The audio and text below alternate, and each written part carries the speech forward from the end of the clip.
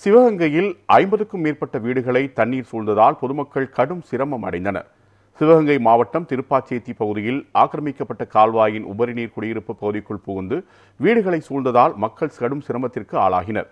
ஊரணிகளுக்கு செல்லும் கால்வாயை மர்மநபர்கள் சிலர் ஆக்கிரமித்துள்ளதால் தண்ணீர் செல்ல வழியின்றி குடியிருப்புக்குள் புகுந்தது.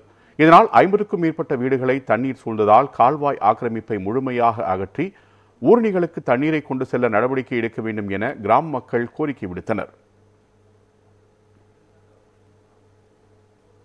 கிட்டத்தட்ட 20 வருஷமா கம்மால நீர்வரத்து வந்து சேமிக்காம மழையை பராமரிக்காம மழையை திறந்து விட்டனால தண்ணீர் வந்து நீர்நிலைக்கு சேராம குடியிருப்பை சுற்றியும் சூழ்ந்துக்கிறது.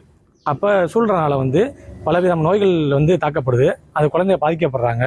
நீர்நிலைக்கு செல்ற பாதப்பில் அடைப்பட்டு கிடக்கு. அதை சரி பண்ணி கொடுக்கணும். சரி பண்ணாதே நீர் தேக்கம் இருக்காது. கிட்டத்தட்ட ஒரு 15 வருஷமா இந்த பிரச்சனை நடந்துருக்கு. இதுக்கு நிரந்தர தீர்வு வந்து கிடையல.